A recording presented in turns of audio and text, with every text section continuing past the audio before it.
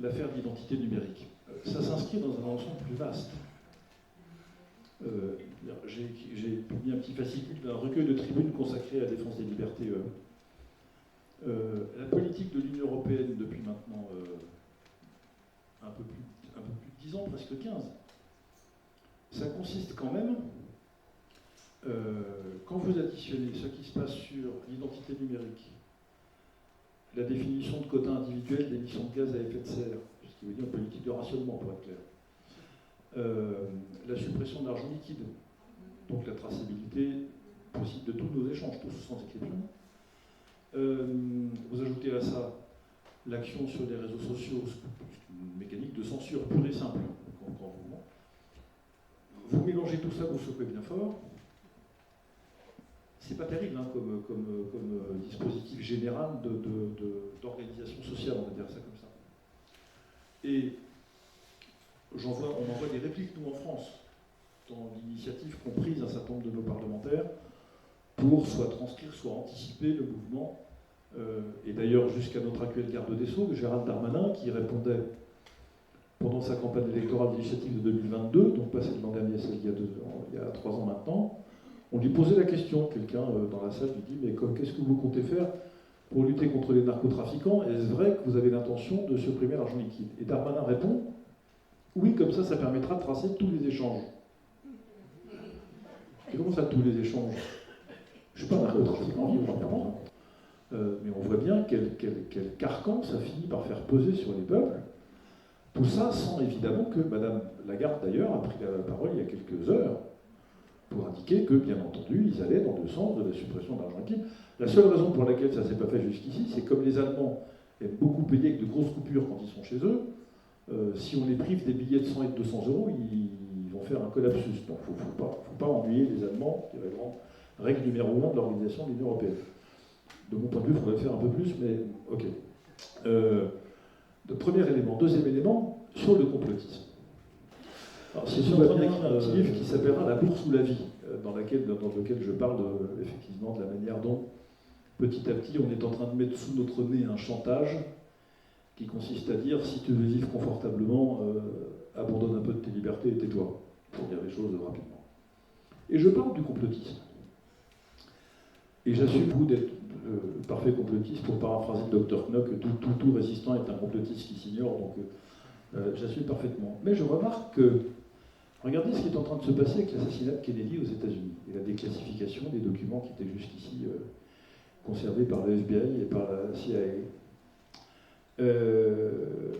La représentante, d'ailleurs, membre du Congrès, qui est chargée de piloter la commission qui s'occupe de cette déclassification, a dit, dans la droite ligne de ce que dit le Congrès américain depuis les années 70, puis 90, il y a déjà eu 2 commissions d'enquête du Congrès, et là, cette représentante dit, d'après ce que j'ai vu, il est clair qu'il n'y avait pas qu'un seul tireur pour assassiner le président Kennedy.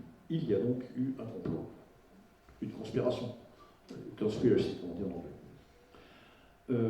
Ce qui veut dire que tous ceux qu'on a traités de complotistes depuis maintenant 60 ans, qui considérait que, en fait, bien sûr que non, Kennedy ne pouvait pas avoir été tué par le seul Oswald dès qu'il y avait une conspiration, donc plusieurs, et probablement des organisations plus ou moins publiques, plus ou moins, etc., qui étaient mouillées. Ceux-là ont dit non, vous êtes complotistes parce que vous n'acceptez pas le récit officiel. Les complotistes d'hier sont ceux qui ont raison aujourd'hui, et les vrais conspirationnistes sont en fait ceux qui ont camouflé le fait qu'il y a effectivement une conspiration, au moins de petite ampleur, pour avoir assassiné John Kennedy. Donc, le complotiste, il y a une brève de comptoir que j'aime beaucoup, qui dit, les brèves de comptoir, c'est des petites phrases un peu drôles, vous savez qu'on chope dans les voilà, qui disent il n'y a pas de quoi se vanter avec l'archéologie, il suffit de se baisser au bon moment. Je trouve que c'est assez vrai, mais pour le complotiste, c'est pareil, vous savez, il ne faut pas parler au mauvais moment. Et là, regardez ce qui se passe sur le Covid. J'ai fait partie de ceux qui ont appelé à la désobéissance civile en France sur les passes sanitaires, etc., en disant « Moi, je paierai l'amende, il n'y a aucun problème, mais je ne ferai pas ce que vous dites. » J'ai invité mes concitoyens à aller au restaurant, j'ai invité les restaurants à ouvrir, je suis allé dans des restaurants qui étaient restés ouverts. Voilà, je suis allé dans le Conseil d'État, j'ai fait condamner le gouvernement français plusieurs fois pour des dispositions qui étaient illégales. J'avais raison ou tort, j'en sais rien. Mais à tout le moins, le fait comment dire, de matraquer l'accusation de complotisme comme une infamie, de marque sur le front, comment dire, d'infamie, ça c'est pas possible. D'autant plus lorsqu'il s'agit de camoufler en réalité des intérêts privés et des mensonges, parce que c'est de ça qu'il s'agit. Il y a des complotistes pour de vrai.